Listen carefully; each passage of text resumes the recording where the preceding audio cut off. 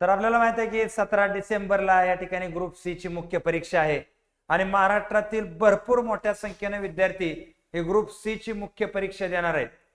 तर या ठिकाणी हा ग्रुप सी चा जो मुख्य परीक्षेचा आता नवीन बदलत्या अभ्यासक्रमानुसार जो पॅटर्न आहे त्या पॅटर्न नेमका कशा प्रकारे असेल ह्या सगळ्या गोष्टीवर आपल्याला बोलायचं आहे। नमस्कार विद्यार्थी मित्रांनो, मी उत्तम गोरे एमपीएससी चॅलेंजेस अकॅडमी मध्ये प्रथम तुमचं मी स्वागत करतो। आपल्याला माहिती आहे 5 तारखेला 5 नोव्हेंबरला ग्रुप बी ची नवीन अभ्यासक्रमानुसार मुख्य परीक्षा पार पडली आणि ग्रुप बी ची नवीन अभ्यासक्रमानुसार मुख्य परीक्षा पार पडल्यानंतर त्याचा जो फॉर्मॅट पेपरचा जो पॅटर्न आहे तोच पॅटर्न आहे असा ग्रुप सी साठी असेल का त्यामध्ये काय बदल असेल याविषयी मी पहिल्यांदा तुम्हाला सांगतो। फक्त 10 मिनिटाचा व्हिडिओ असेल।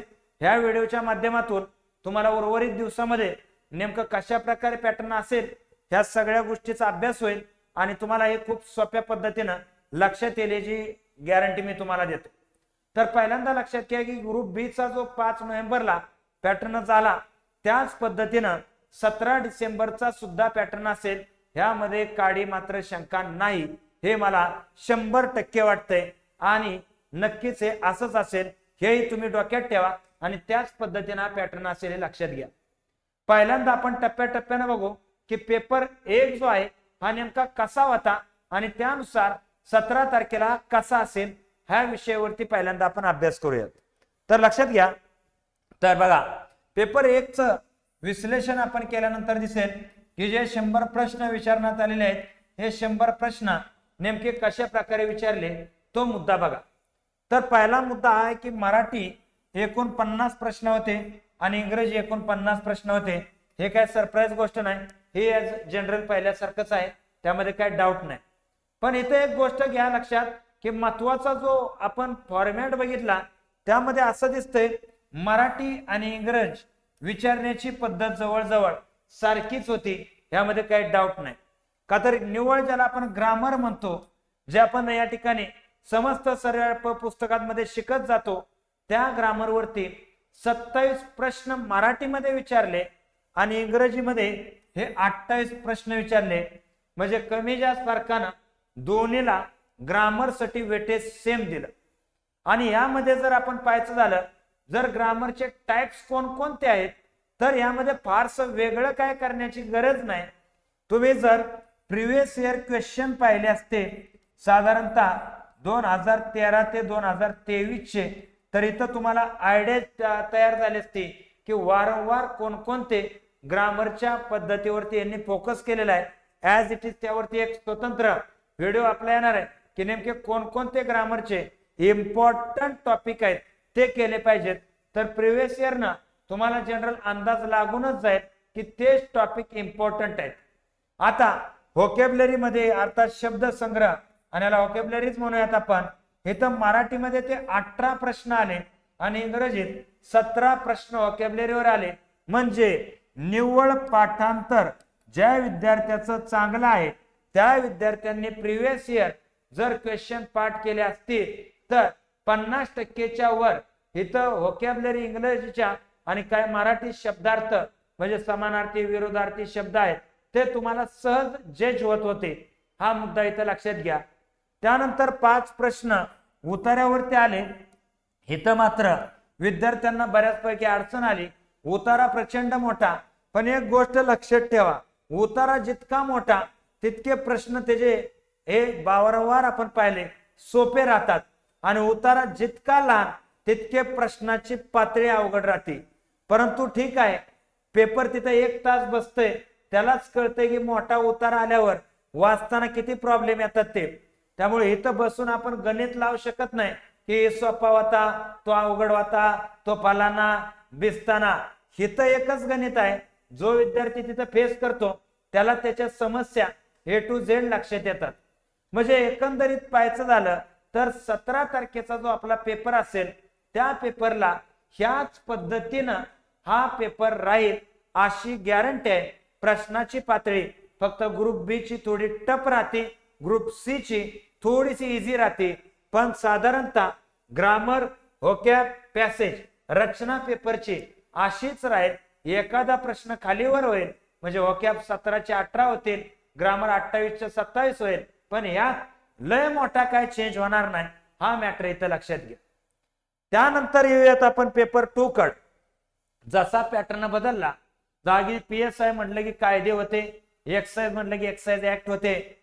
असं जर आपण पाहिलं की आता सगळी परीक्षा सारखीच केली 2023 ला, म्हणजे ज्यानं ग्रुप बी ला या ठिकाणी चांगल्या प्रकारे अभ्यास केलाय त्याला ग्रुप सी ला अभ्यास करायची गरज नाही, का तर जे ग्रुप बी ला क्वालिफाय आहेत ते ग्रुप सी ला पण क्वालिफाय आहेत. आणि यामध्ये जर आपण पाहायचं झालं तर पूर्व परीक्षा बऱ्यापैकी कॉपी पेस्ट या ठिकाणी पेपर 2 मध्ये आपल्याला दिसते, थोडे थोडे मुद्दे बदलले तर. आता यामध्ये पहिला प्रॉब्लेम जो आहे पोरांचा होता तो पेपर झाल्या झाल्या त्यांनी सांगितला वेळेत पेपर कव्हर होणं हे थोडस इथं अवघड होतं. ग्रुप सी ला सुद्धा लक्षात घ्या, वेळेत पेपर कव्हर होणं हे थोडस अवघड जाईल.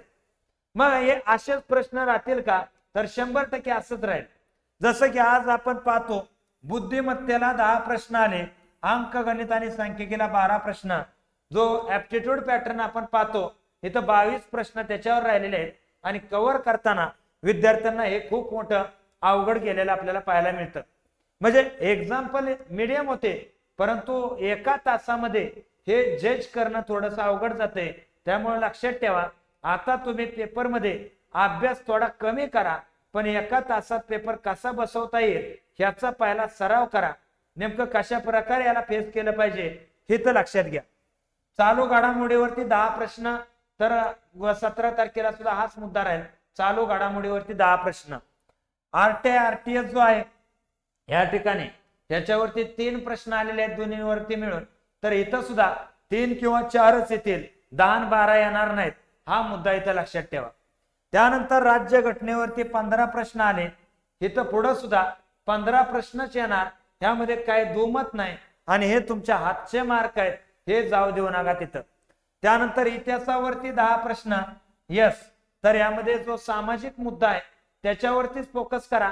राजकीय भागावरती इथं जास्त प्रश्न विचारलेले आपल्याला पाहायला मिळालेले नाहीत, त्याच्यामुळं सामाजिक इतिहासावरतीच तुमचा टच असणं अत्यंत आवश्यक आहे.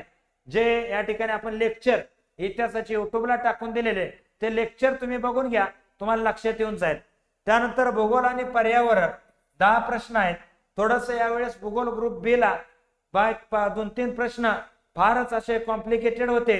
ग्रुप सी ला असं राहू शकतं का, तर ते काय सांगता येत नाही, पण भूगोल आणि पर्यावरण हे 10 लाच राहील, हे मात्र तितकंच खरं आहे. सामान्य विज्ञान ज्याला आपण म्हणतो प्युअर विज्ञान, बायोलॉजी, फिजिक्स, केमिस्ट्री, त्यावरती 12 क्वेश्चन आले, आणि कॉम्प्युटर आणि रिमोट सेन्सिंग यावरती 8 प्रश्न आले. तर हे रिमोट सेन्सिंग वरती आपल्या युट्यूबला टाके सरांचं एक लेक्चर आहे, अवश्य बघा, तुम्हाला चांगलाच अंदाज त्या चॅप्टरचा येऊन जाईल. त्यानंतर अर्थव्यवस्था 10 प्रश्न विचारण्यात आलेले आहेत, जनरल प्रश्न होते, यामध्ये फारसं काय अवघड नव्हतं. पूर्वच इकॉनॉमिक्स तुमचं चांगलं झालं असेल तर मुख्यला काही अडचणी तर तुम्हाला पाहायला मिळाली नाही. तर 17 डिसेंबरला हाच पॅटर्न येण्याची दांडगी आणि दाट शक्यता आहे. त्याच्यामुळे तुम्ही प्रिव्हियस इयर क्वेश्चन अभ्यास करताना हे डोक्यात ठेवा, आणि येणारा पेपर असाच येणार हे पण डोक्यात ठेवा, आणि त्यानुसार तयारीला लागा. आता या फॉर्मॅट वरती जसं पेपर 1 आणि पेपर 2 दोन्ही वरती मिळून एक 5 टेस्ट या ठिकाणी पेपर 1 च्या 5 आणि पेपर 2 च्या 5 टेस्ट बनवलेले आहेत, आणि यामध्ये 14 तारखेला पहिली टेस्ट असेल, आणि असं करत करत शेवटची टेस्ट हे तुम्हाला 10 तारखेला मिळेल. अशा 5 टेस्ट या पॅटर्ननं आपण बनवलेले आहेत. मी तुम्हाला सांगतो की आपलीच नव्हे तर महाराष्ट्रात जिथं जिथं तुम्हाला सराव पेपर देता येतात तिथं सर्वत्र तुम्ही पेपर द्या, का तर जितक्या प्रश्नांचा सराव अधिक करसाल तितकं टाइम मॅनेजमेंट वगैरे ह्या सगळ्या गोष्टी तुम्हाला लक्षात येतील. आणि या ठिकाणी लक्षात घ्या, ही काय पेपर टाईप असा क्लिक करायचा नाही, तुमच्या समोर पेपर येईल, मस्त अशी आन्सर शीट घ्यायची, प्रश्न त्याची प्रिंट काढा, PDF मी तो ऑप्शन ठेवलेला आहे, त्या PDF ची प्रिंट काढायचा, तो प्रिंट काढा, त्यानंतर समोर रीडिंग मध्ये बसा, टाइम लावून त्याला सोडवा, गोल करा व्यवस्थितरित्या, आणि अशाने तुम्हाला जजमेंट तयार करा. या टेस्टची किंमत 99 रुपये आहे, ती काय ती किंमतीचा लय मोठा पार्ट नाही, 99 रुपये तुम्हालाही माहित आहे. तर या ठिकाणी टेस्ट आणि याच्या संदर्भात अजून माहिती मिळवण्यासाठी डिस्क्रिप्शन मध्ये मी आपल्या टेलिग्रामची लिंक दिलेली आहे, त्यावर तू टेलिग्रामची लिंक जा, टेलिग्राम जॉईन करा. अशी भरपूर माहिती तिथं तुम्हाला पाहायला मिळेल. भरपूर या नोट्स वगैरे रिमोट सेन्सिंगच्या वगैरे तिथं तुम्हाला पाहायला मिळतील. त्याच्याबरोबर हे टेस्ट घेण्यासाठी डिस्क्रिप्शन मध्ये ऍपची लिंक दिलेली आहे, GS बाय उत्तम गोरे. त्यावरती क्लिक करा, टेस्ट तुम्हाला समोर दिसेल आणि टेस्ट परचेस करा. बरोबर आहे. पहिली टेस्ट तुम्हाला तिथं 14 तारखेपासून दिसायला सुरुवात होईल. अशा मुद्द्यानं तुम्ही टेस्ट सुद्धा जॉईन करू शकता. त्याच्याबरोबर MPSC कंबाईन 2024 ची बॅच, राज्य सेवा 2024, स्पेशल इकॉनॉमिक्स, स्पेशल या ठिकाणी इतिहास, स्पेशल राज्य घटना विज्ञान, अशा बॅचेस सुद्धा आपल्या अवेलेबल आहेत. तर ऍपला एकदा व्हिजिट करा किंवा गरजवंत विद्यार्थ्यांना ही गोष्ट तुम्ही नक्कीच सांगा. तुम्हाला हे सगळं लक्षात आलेलं असावं अशी मी अपेक्षा व्यक्त करतो आणि या ठिकाणी मी थांबतो. जय हिंद, जय महाराष्ट्र.